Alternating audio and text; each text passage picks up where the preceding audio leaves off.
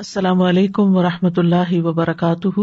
رب اشرح لی صدری ویسر لی امری واحلل عقدۃ من لسانی یفقہوا قولی.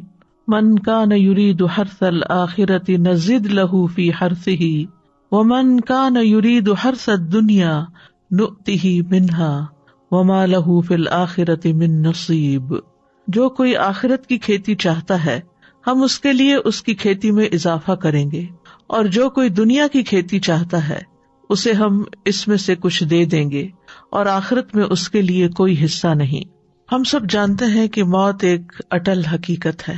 یہ بات ہم جانتے تو ہیں، لیکن اس کے باوجود ہم اسے سنجیدگی کے ساتھ نہیں لیتے کہ ہم نے مرنے کے بعد دوسری دنیا میں جانا ہے جہاں ہمارے اعمال کا حساب ہوگا. اس دنیا میں رہتے ہوئے ہم دنیا کے کاموں اور کامیابیوں کو ہی ترجیح دیتے ہیں. موت کے بعد یہ ساری صورتحال بدل جائے گی. انسان کو دنیا کے کسی کام اور کسی کامیابی سے کوئی دلچسپی نہ ہوگی. وہاں ایک ہی بات اس کے لیے نہایت اہم ہوگی کہ اللہ کی ناراضگی سے آج کیسے بچا جائے. اس بات کا پچھتاوا زیادہ ہوگا کہ میں نے آج کے اس دن کی تیاری کیوں نہ کی، یہاں کے لیے کچھ سامان کیوں نہ تیار کیا.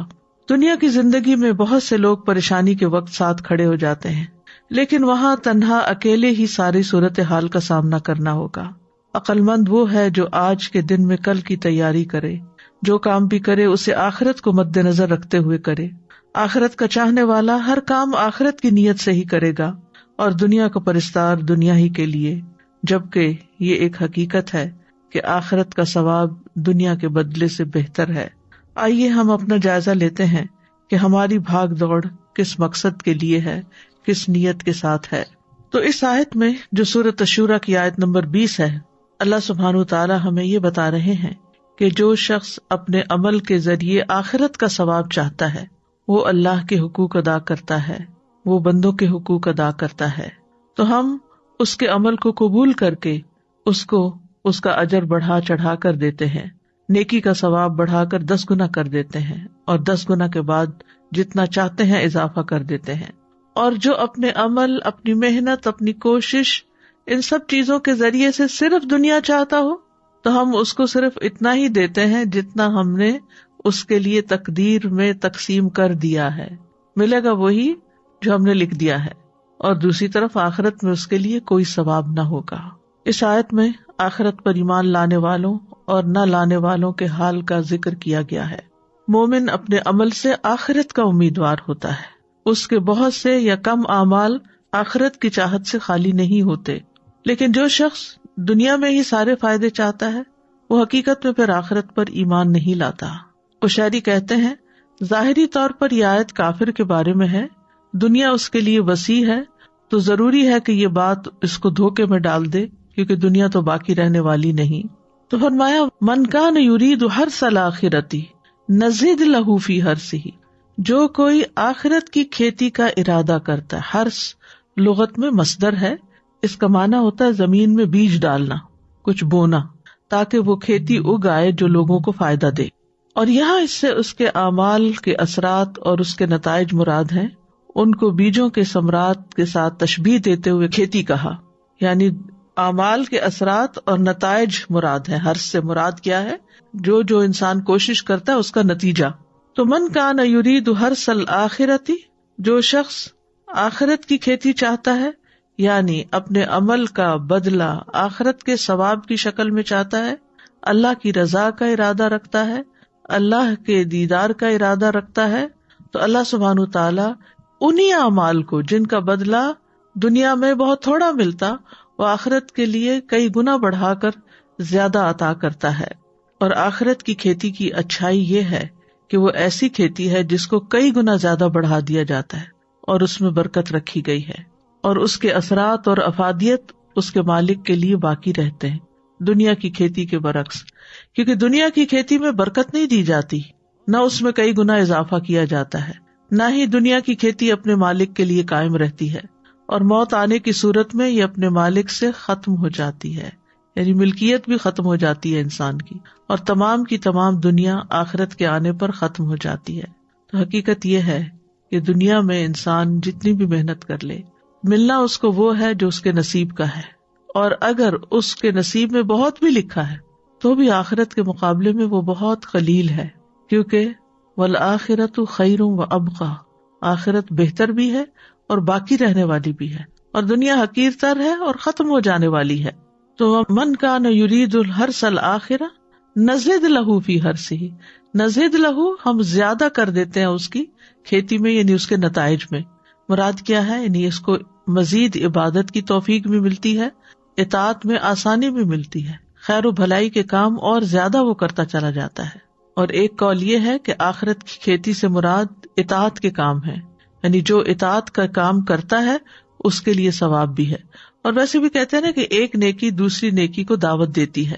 جب انسان ایک اچھا کام کرتا ہے تو اس کو اس میں ایک خاص لطف آتا ہے، اور پھر وہ مزید اور کرنا چاہتا ہے اور کرنا چاہتا ہے، اور اس طرح اللہ سبحانہ تعالیٰ آخرت کے ساتھ ساتھ اس کو دنیا کے بھی کچھ فائدے دے دیتا ہے، لیکن اس کو نیکیوں کی مزید توفیق عطا فرما دیتا ہے، یعنی اس کے لیے خیر کے دوسرے دروازے کھل جاتے ہیں، اس کو کئی دوسرے نیک اعمال کی راہیں مل جاتی ہیں جو وہ پہلے نہیں کر رہا ہوتا، اور جتنا جتنا جس کا اخلاص ہوتا ہے اس کی کھیتی اتنی ہی زیادہ پنپتی ہے۔ لیکن یہ توفیق کس کو ملتی ہے؟ اسی کو جس کا ارادہ بہت مضبوط ہوتا ہے، جو صرف آرزو نہیں کرتا، عمل بھی کرتا ہے، کیونکہ جو آخرت کا ارادہ کرتا ہے اس کو اس کے لیے پھر اتنی ہی کوشش بھی کرنی چاہیے۔ وَمَنْ كَانَ يُرِيدُ حَرْثَ الدُّنْيَا نُؤْتِهِ مِنْهَا، اور جو دنیا کی کھیتی چاہتا ہے، یعنی اپنی محنت کا نتیجہ دنیا میں پھلتے پھولتے دیکھنا چاہتا ہے، تو ہم اس کو بھی اس میں سے دے دیتے ہیں، لیکن دنیا میں جتنا ملے گا وہ دنیا کی حیثیت کے مطابق ہی ہوگا، یعنی جو دنیا میں اس کے نصیب میں لکھا گیا ہے وہ اس کو مل جاتا ہے، لیکن آخرت میں وہ خسارہ اٹھائے گا۔ اس کے برعکس جو آخرت کے لیے کوشش کرتا ہے اس کو دنیا پہ مل جاتی ہے، لیکن آخرت میں جو اس کا حصہ ہے وہ کئی گنا زیادہ ہو کر مل جاتا ہے۔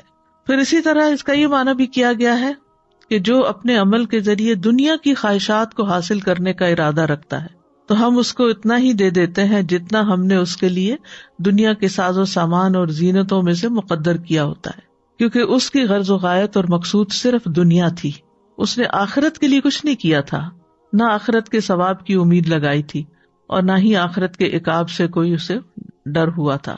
قتادہ کہتے ہیں اس کا مطلب یہ ہے کہ ہم اس کو اتنی مقدار میں دیتے ہیں جتنا اللہ نے اس کے لیے تقسیم کیا ہوتا ہے، جیسا کہ اللہ تعالیٰ کا فرمان ہے عجلنا لہ فیہا ما نشاء لمن نرید، ہم اس کو اس میں سے جلدی دے دیں گے جو چاہیں گے اس کے لیے، نؤتیہ منہا، تو اس میں سے اس کو دے دیں گے، یعنی جو وہ طلب کرتا ہے، جو وہ چاہتا ہے اس میں سے کچھ اس کو یہاں مل جائے گا، لیکن جو آخرت چاہتا ہے تو وہ کلًا نمد ہؤلاء وہؤلاء من عطاء ربک، ہم ہر ایک کی مدد کرتے ہیں، ان کی بھی اور ان کی بھی، دنیا کے چاہنے والے کی بھی اور آخرت کے چاہنے والے کی بھی۔ وما لہ فی الآخرۃ من نصیب، اور آخرت میں اس کا کوئی حصہ نہ ہوگا، یعنی جس طرح ایک اچھی نیت رکھنے والے مومن کو اپنے اعمال کا آخرت میں کئی گنا بڑھا چڑھا کر بدلہ ملے گا، اس شخص کو جس نے صرف دنیا کے لیے کام کیا، جس کے پاس ایمان نہیں تھا یا ایمان کا دعویٰ وہ کرتا تھا لیکن نیت ساری دنیا ہی کے فائدوں پر تھی، تو اس کو وہاں پر کچھ بھی نہیں ملے گا، کیونکہ نہ اس کی کوشش آخرت کے لیے نہ اس کی نیت آخرت کے لیے، اور اس طرح آخرت میں کوئی نصیب نہیں، یعنی اس کا جنت میں کوئی حصہ نہیں۔ آخرت میں محرومی کی وجہ کیا ہے؟ کیونکہ وہ آخرت کے لیے کام نہیں کرتا تھا۔ ایک اور جگہ پر آتا ہے وَقَدِمْنَا إِلَىٰ مَا عَمِلُوا مِنْ عَمَلٍ فَجَعَلْنَاهُ هَبَاءً مَنْثُورًا، اور ہم اس کی طرف آئیں گے اور جو انہوں نے کوئی بھی عمل کیا ہوگا تو اسے بکھرا ہوا غبار بنا دیں گے، یعنی وہ لوگ بھی جو دنیا چاہتے ہیں، محنت بھی کرتے ہیں، عمل کرتے ہیں، کھیتی باڑی کرتے ہیں، زراعت کرتے ہیں، لیکن وہ انہیں وہاں کوئی فائدہ نہ دے گی۔ کھیتی کی مثال دینے میں ایک حکمت بھی ہے، اس لفظ پر اگر آپ غور کریں تو آپ کو سمجھ آئے گی کہ کھیتی کرنے والا اپنی کھیتی میں اور کاشتکاری میں اور شجرکاری میں ہلکان ہو جاتا ہے، وہ نہ دن دیکھتا ہے نہ رات دیکھتا ہے، دن کے وقت سخت دھوپ میں کام کرتا ہے، راتوں کی نیند قربان کر کے سخت سردیوں میں رات کے وقت کھیتوں کو پانی لگا رہا ہوتا ہے۔ کیوں؟ اس لیے کہ اس کو اس کھیت سے غلے اور پھل کی توقع ہوتی ہے، امید ہوتی ہے کہ یہ کھیتی کچھ فائدہ لائے گی۔ تو چونکہ زمین میں ہل جوتنا کھیتی کرنے میں کمائی کے بنیادی اصول میں سے ہے، تو ہر کمانے کے لیے پھر یہ بطور استعارہ استعمال کیا گیا ہے۔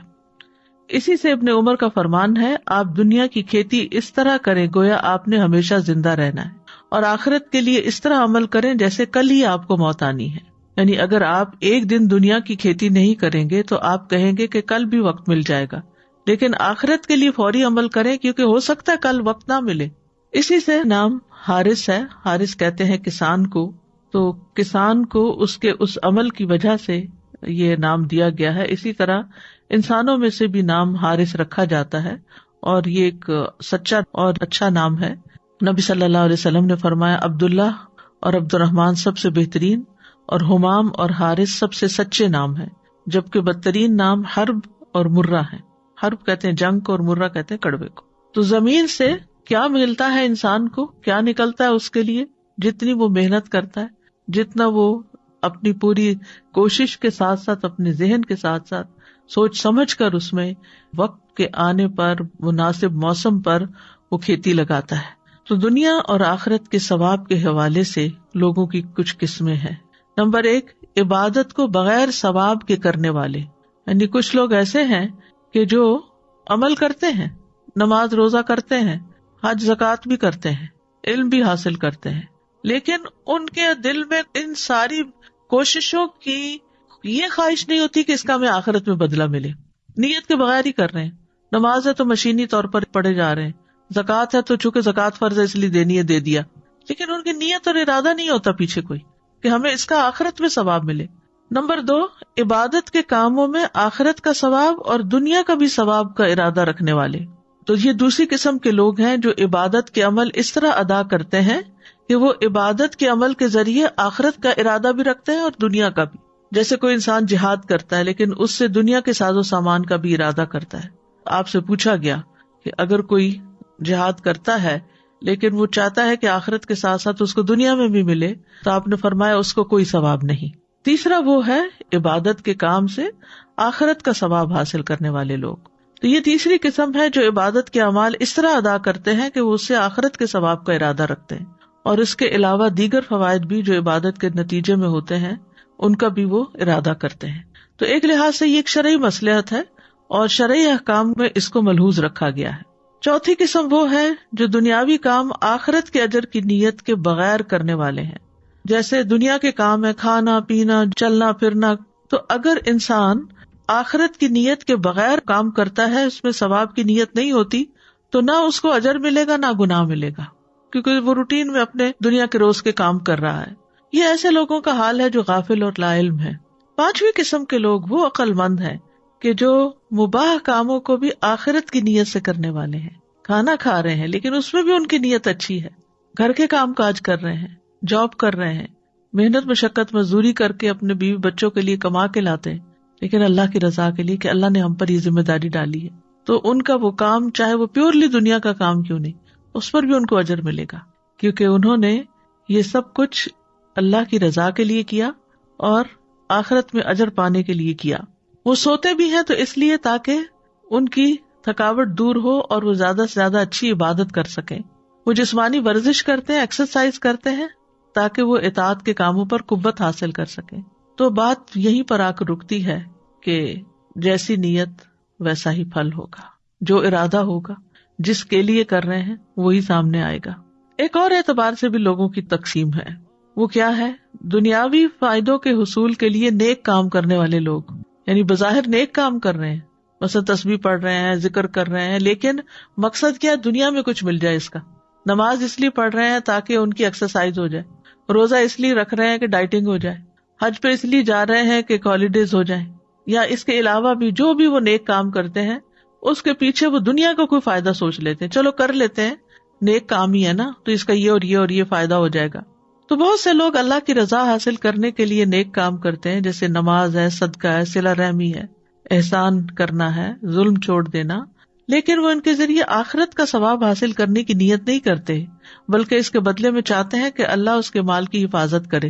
یعنی نماز کیوں پڑھتے ہیں؟ تاکہ اس کی دن بھر حفاظت رہے، یا یہ کہ ذکر اذکار تسبیحات کر کے کام شروع کریں تاکہ مال بڑھ جائے، برکت ہو بزنس میں، یا اس کے اہل و عیال کی حفاظت ہو. وہ اپنے عمل سے جنت کو پانے یا جہنم سے فرار حاصل کرنے کا کوئی ارادہ نہیں رکھتے. اس آدمی کو دنیا میں اس کا اجر و ثواب دے دیا جاتا ہے لیکن آخرت میں اس کا کوئی حصہ نہیں. اور یہ وہ قسم ہے جس کو ابن عباس رضی اللہ عنہ نے بیان کیا ہے. نمبر 2، ریاکاری کرنے والے. یہ پہلے سے بھی زیادہ سنگین اور زیادہ خوفناک ہے. یہ وہ قسم ہے جسے مجاہد رحمہ اللہ نے اس آیت میں بیان کیا ہے. وہ یہ ہے کہ ایک انسان نیک عمل کرتا ہے اور اس کی نیت آخرت کے ثواب کو طلب کرنا نہیں ہوتی، جیسا کہ یہ ہم نے آیت بیان کی اس کی طرف اشارہ، صرف ریاکاری کرنا مقصود ہوتی ہے.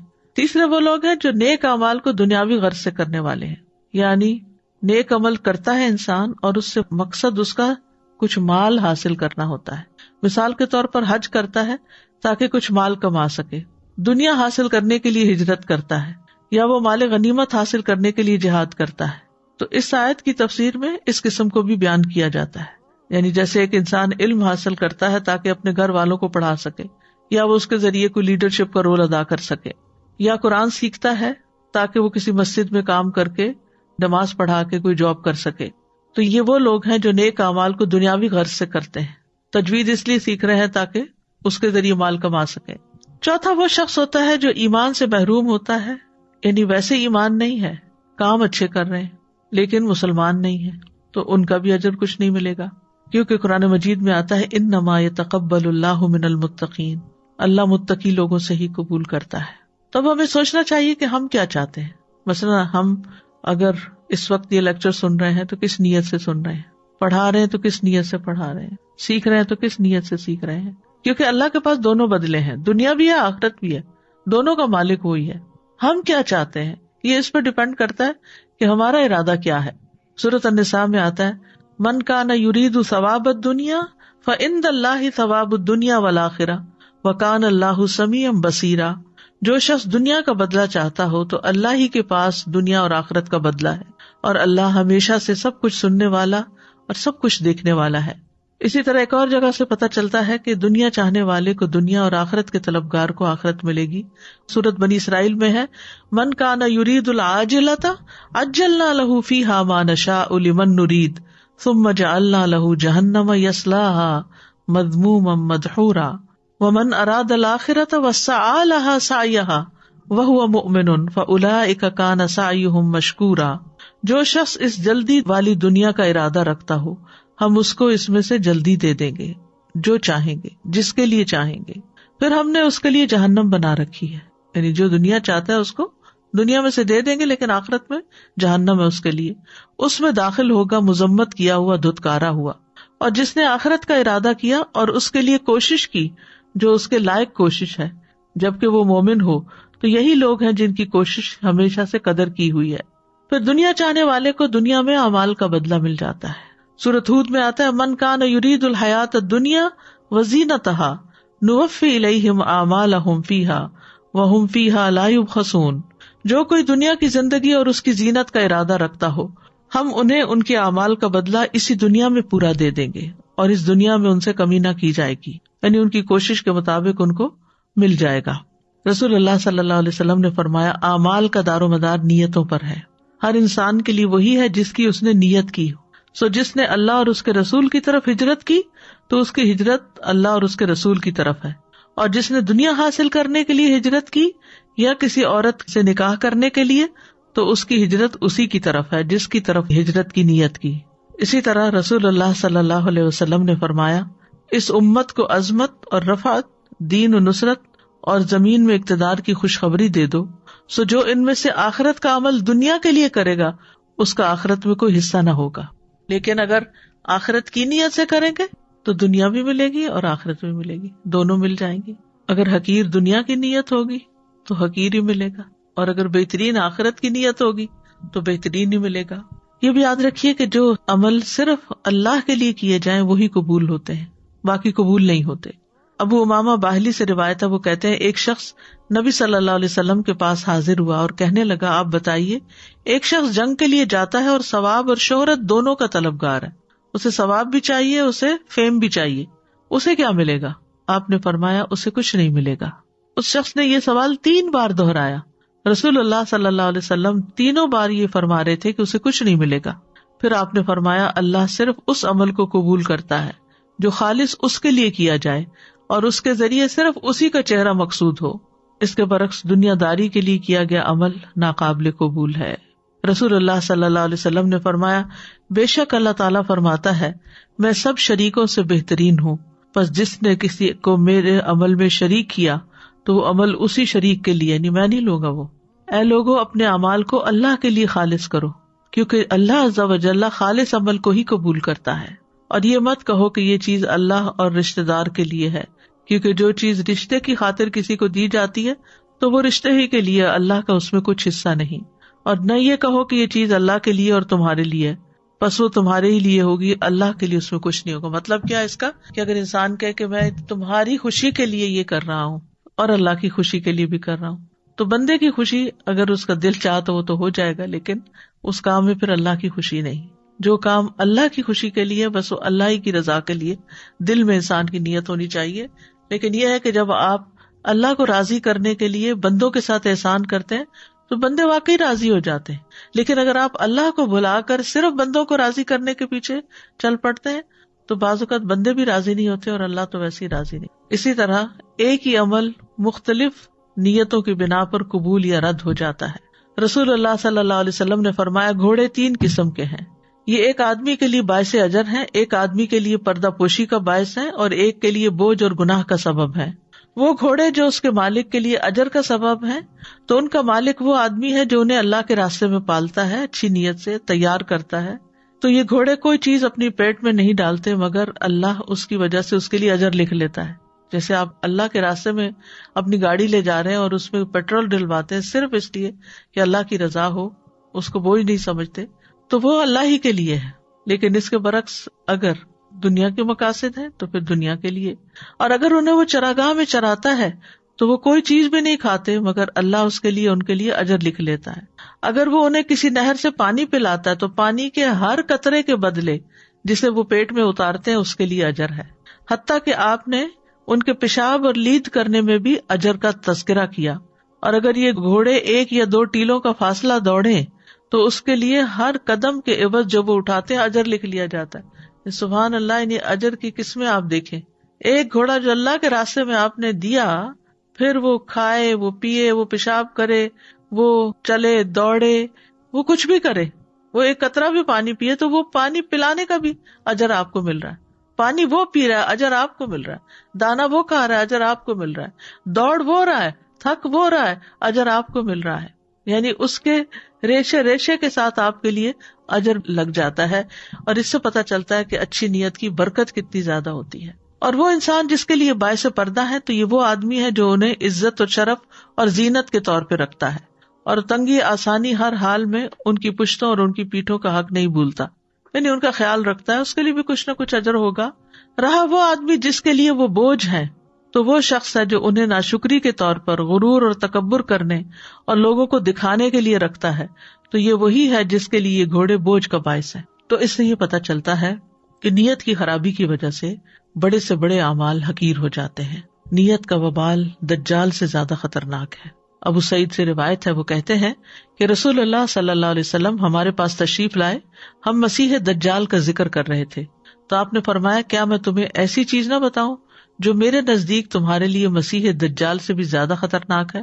ہم نے کہا کیوں نہیں؟ تو آپ نے فرمایا، شرک خفی، چھپا ہوا شرک. یہ وہ ہے کہ آدمی نماز پڑھنے کے لیے کھڑا ہوتا ہے، جب اسے معلوم ہوتا ہے کہ کوئی اسے دیکھ رہا ہے تو وہ اپنی نماز کو خوبصورت بناتا ہے. یعنی انسان اکیلے کمرے میں نماز پڑھ رہا ہے اور تیز تیز پڑھ رہا ہے، اتنے میں اس کو محسوس ہوتا ہے کہ کسی نے دروازہ کھولا اور وہ اندر آئے تو بہت اچھی طرح بہت خوبصورتی سے نماز پڑھنے لگتا ہے. یہ وہ شخص ہے جو پبلک میں تو نیک کام کو بڑے اچھے طریقے سے کرتا ہے، لیکن یہی شخص اکیلا ہوتا ہے تو اس کے کام کی کوئی کوالٹی نہیں ہوتی. گویا لوگوں کو دکھانے کے لیے تھا، اللہ کو دکھانے کے لیے نہیں. کیونکہ جو اللہ کو دکھانے کی نیت رکھتا ہے وہ تو تنہائی میں بھی بہترین نماز پڑھے گا. دنیا میں بڑے سے بڑے کیے جانے والے کام اگر آخرت کی نیت سے نہیں تو کچھ بھی فائدہ نہ ہوگا. ابن جدعان اسی طرح ہشام بن مغیرہ صلہ رحمی کرتا تھا، مہمانوں کی میزبانی کرتا تھا، غلاموں کو آزاد کرتا تھا، کھانا کھلاتا تھا. اگر وہ اسلام کا دور پاتا تو مسلمان بھی ہو جاتا. تو ام سلمہ کہتی ہے، میں نے نبی صلی اللہ علیہ وسلم سے کہا کہ کیا یہ اعمال اس کو فائدہ دیں گے؟ آپ نے فرمایا نہیں، وہ تو دنیا کے لیے دیتا تھا اور دنیا میں ہی اس کا چرچا اور اس کی تعریف چاہتا تھا. اس نے ایک دن بھی نہیں کہا تھا رب اغفر لی خطیئتی یوم الدین، اے میرے رب بدلے کے دن میری خطاؤں کو معاف کر دینا. یعنی اس کے ذہن میں آخرت تھی ہی نہیں، آخرت کی کھیتی نہیں تھی، اس لیے اس کو دنیا میں جو ملنا تھا مل گیا، اب وہاں کے لیے کچھ نہیں ہے. اسی طرح جو دنیا طلب کرتا ہے وہ اپنی آخرت کو نقصان دیتا ہے. رسول اللہ صلی اللہ علیہ وسلم نے فرمایا جس نے دنیا طلب کی اس نے اپنی آخرت کو نقصان دیا، اور جس نے آخرت کا مطالبہ کیا اس نے اپنی دنیا کو نقصان دیا. پس تم باقی رہنے والی زندگی کے بدلے فنا ہونے والی دنیا کا نقصان ہونے دو. یعنی اگر دو چیزوں میں ایک کو چوز کرنا پڑے تو آخرت کو چوز کرو. رسول اللہ صلی اللہ علیہ وسلم نے فرمایا جب اللہ عز و جل اولین و آخرین کو اس دن جمع فرمائے گا جس میں کوئی شک و شبہ نہیں، تو ایک منادی آواز لگائے گا جو شخص کسی عمل میں اللہ تبارک و تعالیٰ کے لیے شریک ٹھہراتا ہو اسے چاہیے کہ اس کا ثواب بھی اللہ عز و جل کے علاوہ سے طلب کرے، کیونکہ اللہ عز و جل تمام شرکاء سے زیادہ شرک سے بے نیاز ہے.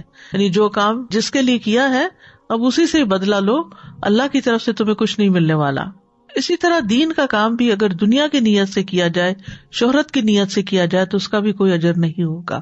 رسول اللہ صلی اللہ علیہ وسلم نے فرمایا بے شک قیامت کے دن سب سے پہلا شخص جس کے خلاف فیصلہ کیا جائے گا وہ ہوگا جسے شہید کر دیا گیا. اسے پیش کیا جائے گا تو اللہ اسے اپنی عطا کردہ نعمت کی پہچان کرائے گا تو پہچان لے گا. وہ پوچھے گا تم نے ان نعمتوں کو پا کر کیا کیا؟ وہ کہے گا میں نے تیرے راستے میں لڑائی کی یہاں تک کہ مجھے شہید کر دیا گیا. تو وہ فرمائے گا تو نے جھوٹ بولا، تم اس لیے لڑے تھے کہ تمہیں بہادر کہا جائے، سو کہہ دیا گیا. پھر اس کے بارے میں حکم دیا جائے گا تو اس کو منہ کے بل گھسیٹا جائے گا یہاں تک کہ آگ میں ڈال دیا جائے گا. دوسرے وہ شخص جس نے علم حاصل کیا، اس کی تعلیم دی، قرآن کی قرات کی تو اسے پیش کیا جائے گا تو وہ اسے اپنی نعمتوں کی پہچان کرائے گا تو وہ اسے پہچان لے گا. وہ فرمائے گا تو نے نعمتوں کو پا کر کیا کیا؟ وہ کہے گا میں نے علم حاصل کیا، اسے سیکھا اور تیری خاطر قرآن کی قرات کی. اللہ تعالیٰ فرمائے گا تو نے جھوٹ بولا، تو نے تو علم اس لیے حاصل کیا تھا کہ تجھے عالم کہا جائے، اور تو نے قرآن اس لیے پڑھا کہ کہا جائے کہ یہ قاری ہے، سو وہ تو کہہ دیا گیا. پھر اس کے بارے میں حکم دیا جائے گا کہ اسے منہ کے بل گھسیٹتے ہوئے آگ میں ڈال دیا جائے تو وہ ڈال دیا جائے گا. پھر وہ شخص جس کو اللہ نے وسعت دی، ہر طرح کا مال عطا کیا، اسے لایا جائے گا. وہ اسے اپنی نعمتوں کی پہچان کرائے گا تو وہ اسے پہچان لے گا. وہ فرمائے گا تم نے ان نعمتوں کا کیا کیا؟ وہ کہے گا میں نے کوئی ایسی راہ نہیں چھوڑی جس میں مال خرچ کرنا تجھے پسند نہ ہو، مگر میں نے تیرے لیے وہاں مال خرچ کیا. اللہ تعالیٰ فرمائے گا تم نے جھوٹ بولا، تم نے یہ سب کچھ اس لیے کیا تھا تاکہ کہا جائے کہ وہ سخی ہے، سو ایسا ہی کہہ دیا گیا. پھر اس کے بارے میں حکم دیا جائے گا تو اسے منہ کے بل گھسیٹا جائے گا، پھر آگ میں ڈال دیا جائے گا. آپ سوچئے کہ وہ لوگ ہیں جو لیڈرز ہیں، جو ٹاپ پر ہیں نیکی کرنے کے، کہ ہر فیلڈ میں انہوں نے صدقہ کیا اور خوب علم حاصل کیا اور سکھایا بھی، اور پھر اللہ کے راستے میں لڑ کے جان دے دی. کسی نے جان دے دی، کسی نے جوانی دے دی، کسی نے عمر دے دی، کسی نے مال دے دیا، لیکن آخرت میں کچھ بھی نہیں ملے گا. وجہ نیت کی خرابی. اسی طرح دنیا کی خاطر علم سیکھنے والے کی سزا ہے. رسول اللہ صلی اللہ علیہ وسلم نے فرمایا من تعلم علما مما یبتغى به وجه اللہ عز وجل، کہ وہ علم جو اللہ کے چہرے کے لیے حاصل کیا جاتا ہے، جیسے قرآن کا پڑھنا، تجوید ہے، جس نے اسے دنیا کا مال حاصل کرنے کے لیے سیکھا، یعنی پڑھنا شروع کیا تو سوچا کہ اللہ کے لیے پڑھ رہا ہوں، لیکن تھوڑا سا بھی آگے جا کر اپنی نیت بدل دی تو قیامت کے دن جنت کی اس کو خوشبو بھی نہ آئے گی. پھر اسی طرح آپ نے فرمایا علم اس لیے حاصل نہ کرو کہ علماء کے سامنے فخر کرو یا جاہلوں سے تکرار کرو، اور نہ ہی علم سے دنیاوی جاہ کی مجلس تلاش کرو، جو ایسا کرے گا تو آگ ہے. پھر ریاکاری کا عظیم خسارہ ہے. رسول اللہ صلی اللہ علیہ وسلم نے فرمایا جو شخص شہرت کا طالب ہو اس کی بدنیتی قیامت کے دن سب کو سنائی جائے گی. اس طرح کہ جو کوئی لوگوں کو دکھانے کے لیے نیک کام کرے گا، اللہ بھی قیامت کے دن ان کو سب لوگوں کو دکھلا دے گا. پھر اسی طرح دنیا اور آخرت کا اگر کمپیریزن کیا جائے تو آخرت ایک اٹل حقیقت ہے. آخرت کے مقابلے میں دنیا کی حقیقت کیا ہے؟ سورۃ النساء میں آتا ہے قل متاع الدنیا قلیل والآخرۃ خیر لمن اتقی، کہہ دو کہ دنیا کا سامان بہت تھوڑا ہے اور آخرت اس کے لیے بہتر ہے جو تقوی اختیار کرے. سورۃ الانعام میں فرمایا اور دنیا کی زندگی کھیل اور دل لگی کے سوا کچھ نہیں، اور یقیناً آخرت کا گھر ان لوگوں کے لیے بہتر ہے جو ڈرتے ہیں۔ تو کیا تم سمجھتے نہیں؟ دنیا آخرت کے مقابلے میں کیسی ہے؟ جیسے کوئی شخص سمندر میں اپنی انگلی ڈالے پھر دیکھے کہ اس کے ساتھ کتنا پانی لگا ہے۔ ساری زندگی بھی انسان کو سب کچھ ملتا رہے تو بس اس پانی سے زیادہ کچھ بھی نہیں، لیکن آخرت کی جزا انسان سوچ بھی نہیں سکتا کہ کتنی بڑی ہے۔ دنیا عارضی مقام ہے اور آخرت ہمیشہ کا گھر ہے۔ رسول اللہ صلی اللہ علیہ وسلم نے فرمایا، تم جانتے ہو کہ ہمیں اللہ کی طرف لوٹنا ہے، پھر جنت کی طرف یا جہنم کی طرف جانا ہے۔ وہ ایسی مستقل اقامت گاہ ہے کہ وہاں سے روانگی نہیں، وہ ایسی ہمیشگی ہے جس میں موت نہیں آئے گی، وہاں ایسے جسم ہوں گے جو مرنے والے نہیں ہوں گے۔ تو اس لیے انسان وہاں کے لیے کام کرتا رہے، اور اصل زندگی جو ہے وہ آخرت کی زندگی ہے۔ وما هذه الحیات الدنیا الا لہو ولعب وان الدار الآخرۃ لہی الحیوان لو کانوا یعلمون۔ اور دنیا کی زندگی کچھ نہیں مگر ایک دل لگی اور کھیل، اور بے شک آخرت کا گھر یقیناً وہی اصل زندگی ہے اگر وہ جانتے ہوتے۔ اور دنیا کی زندگی کے فائدے بہت معمولی ہیں۔ دنیا کتنی بھی خوبصورت کیوں نہ ہو، آخرت کے مقابلے میں بہت حقیر ہے، لیکن ان سب باتوں کے باوجود ہم آخرت کو اتنی امپورٹنس نہیں دیتے۔ فرمایا بل تؤثرون الحیات الدنیا والآخرۃ خیر وابقی، بلکہ تم دنیا کی زندگی کو ترجیح دیتے ہو، حالانکہ آخرت کہیں بہتر اور زیادہ باقی رہنے والی ہے۔ ہم دیکھتے ہیں کہ انبیاء کو آخرت کے لیے خالص کیا گیا۔ انا اخلصناہم بخالصۃ ذکر الدار وانہم عندنا لمن المصطفین الاخیار۔ بے شک ہم نے انہیں ایک خاص صفت کے ساتھ چن لیا جو اصل گھر کی یاد ہے، اور بلا شبہ وہ ہمارے نزدیک یقیناً چنے ہوئے بہترین لوگوں میں سے تھے، یعنی پیغمبر جو تھے۔ پھر اللہ کے عام بندوں کی صفت بھی یہی ہے کہ وہ آخرت سے ڈرتے رہتے ہیں۔ یوفون بالنذر ویخافون یوما کان شرہ مستطیرا، جو اپنی نظر پوری کرتے ہیں اور اس دن سے ڈرتے ہیں جس کی مصیبت ہر طرف پھیلی ہوئی ہوگی۔ پھر اسی طرح آخرت کا گھر ان کے لیے ہے جو اللہ کی خاطر عمل کرے۔ والذین صبروا ابتغاء وجہ ربہم، وہ لوگ جنہوں نے اپنے رب کا چہرہ پانے کے لیے صبر کیا اور نماز قائم کی، اور ہم نے جو کچھ انہیں دیا اس میں سے پوشیدہ اور ظاہر خرچ کیا، اور برائی کو نیکی کے ساتھ ہٹاتے ہیں، یہی لوگ ہیں جن کے لیے گھر کا اچھا انجام ہے، یعنی آخرت کا انجام اچھا ہے۔ یہ یاد رکھیے کہ عقل مند وہی ہوتا ہے جو وقت کے آنے سے پہلے تیاری کی فکر لگائے رکھے، اور آخرت پر ایمان لوگوں کا ایک امتحان بھی ہے۔ آخرت پر ایمان نہ ہونے کا نقصان کیا ہے کہ انسان سیدھے راستے سے دور ہو جاتا ہے، قرآن سمجھ میں نہیں آتا، اعمال ضائع ہو جاتے ہیں، قیامت کے دن سخت نقصان اٹھاتا ہے انسان، قیامت کے دن نیکیوں کا کوئی فائدہ نہ ہوگا۔ پھر دنیا کی حرص کی مذمت بھی کی گئی ہے قرآن و حدیث میں۔ ابن عباس کہتے ہیں کہ اللہ نے دنیا کو 3 اجزاء میں تقسیم کیا ہے، ایک حصہ مومن کے لیے، ایک حصہ منافق کے لیے، اور ایک حصہ کافر کے لیے۔ مومن آخرت کے لیے زیادہ راہ لیتا ہے یہاں، اور منافق دنیا کی زینت اختیار کرتا ہے، اور کافر خوب عیش کرتا ہے، یعنی دنیا میں یہ ہوتا ہے۔ اسی طرح دنیا کا حقیر بندہ بننے کی بھی مذمت کی گئی ہے۔ نبی صلی اللہ علیہ وسلم نے فرمایا، ہلاک ہوا درہم کا بندہ، ہلاک ہوا دینار کا بندہ، ہلاک ہوا منقش چادر کا بندہ، اگر اسے مل جائے تو راضی، نہ ملے تو ناراض، اللہ کرے یہ ہلاک ہو جائے، سر نگوں ہو کر گر پڑے، اگر اسے کانٹا چبھے تو کوئی نہ نکالے۔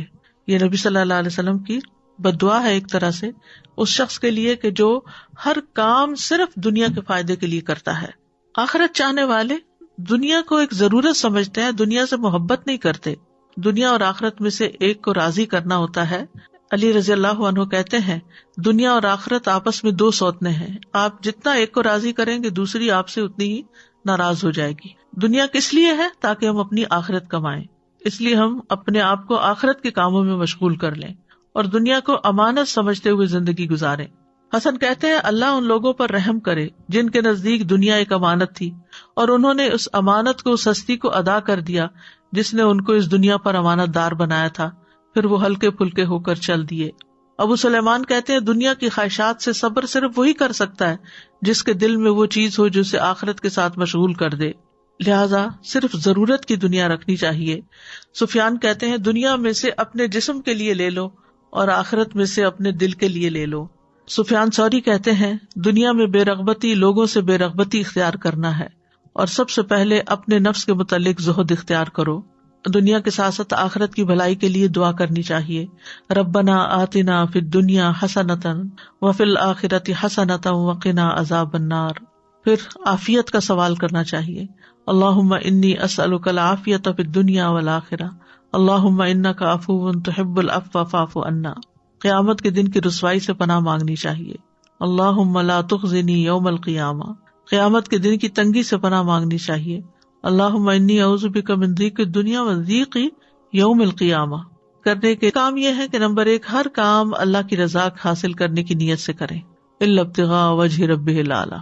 دوسرا یہ کہ ہر کام رب العالمین کے لیے ہو. قل ان صلاتي ونسکی ومحیای ومماتی للہ رب العالمین. کہہ دیجیے بے شک میری نماز، میری قربانی، میری زندگی اور میری موت اللہ کے لیے ہے. پھر یہ کہ آخرت کو سامنے رکھتے ہوئے اپنے فرائض ادا کریں. پھر یہ کہ آخرت کے دن کے عذاب سے بچنے کے لیے نیکیاں کریں. اپنے مال و اسباب کو آخرت بنانے کے لیے استعمال کریں. آخرت کو سامنے رکھتے ہوئے صدقہ کریں، کیونکہ اگر آخرت ہماری سنور گئی تو دنیا بھی سنور جائے گی. اور آخرت کی یاد کے لیے وقتاً فوقتاً قبروں کی زیارت کرتے رہیں. اس سے انسان کو اندازہ ہو جاتا ہے کہ دنیا میں کتنا بھی بڑا گھر بنا لوں لیکن آنا بالآخر مجھے یہی اس گھر میں ہے. دنیا کے گھر میں تو چند سال رہیں گے لیکن قبر میں معلوم نہیں کب تک رہیں.